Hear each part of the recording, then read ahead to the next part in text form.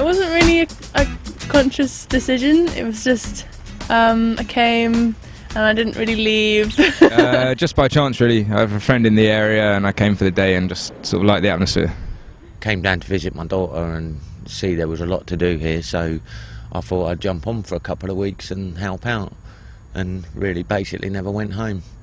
So we kind of chose a date, we met at Waterloo Station, we split up into groups and we came here in different directions, and we came here, and the first day we just pretty much tidied up the area.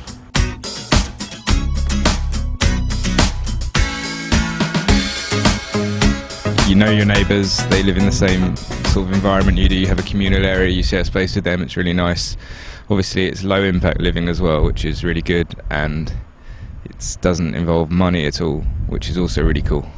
Beautiful thing about being here is that everyone is included, so you're not going to get somebody who's like different, who's not welcome. This is the eco village. You don't need money to survive. We go for skippy, we'll pick up the food free. I never do this before. I always spend a lot of money for very good food. I came back to say hi to everyone and then just never left. So it just felt, I mean, I think it's like somewhere that I've been looking for a while, but I didn't know that it actually existed. I decided to come and join my brother in London to change my lifestyle a little bit, because I spent almost 18 years in army, in all kind of mission, Nigeria, Israel, Colombia, Venezuela. People are here for different reasons, which is really great. You don't want everyone to be here for the same reason, because then it would turn into like you have to be here because of that. We don't need police officers and we don't need legislation from government, because it's not actually solving anything.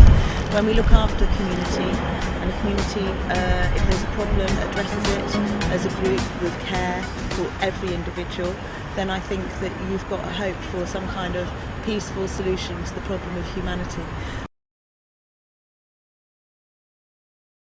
A very interesting contraption made by Ben. What you basically do is you boil water and then you walk up these steps and you put the water into the green tub up there, and then you get in the shower and it trickles down. There's an actual shower head there. It's all made out of recycled materials that we just found, put together, and it does work. So it's even got a little mirror. You have a look inside. This is the luxurious toilet. Men pee round the corner onto a hay bale, and girls pee into there's a poo hole and a pee hole. That's actually one thing that's like gets to you a little bit. It's when it's really early in the morning and you just want to go to the loo, and then you have to get your clothes on and run across the whole This is the kitchen. This is all food that's been donated on here, but we do usually get our food from skips outside supermarkets, and it's all food that's been thrown away. Loads and loads and loads of it, and it's like perfect fruit, vegetables, and sometimes you get cakes, bread, freshly baked. So we all know how to build a hot cob house. You just need clay and straw, sand and mud, and that's all. And you just make it into these little balls and then put it on the wall and build it up. We want to have a library in there, and maybe even a cinema or an acoustic music event space. It's quite dark and dingy in there at the moment, but if we get some lights hooked up and get a wood burner in there, then it should be quite a nice space to sort of draw people in the winter months. On the outside, it's like a rat race.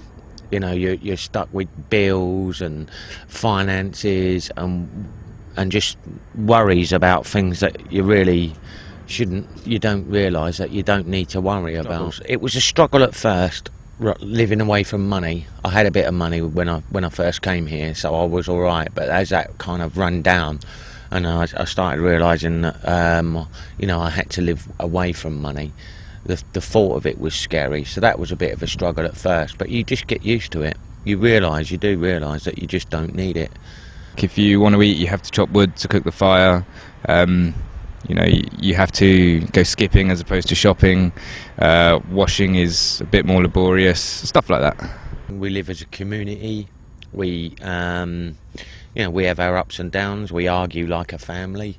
You know, we work when we want, and you know, we basically just do as we like, you know, and live a free life.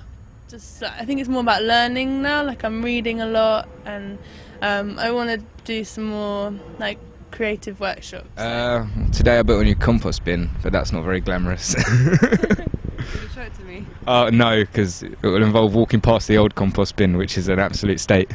We're going to have a event actually on December the 6th, where she's going to fire the clay sculptures, lighting a fire inside them. We're going to have poetry and things like that. So that's really important in the winter to sort of keep spirits up, to keep having events like that.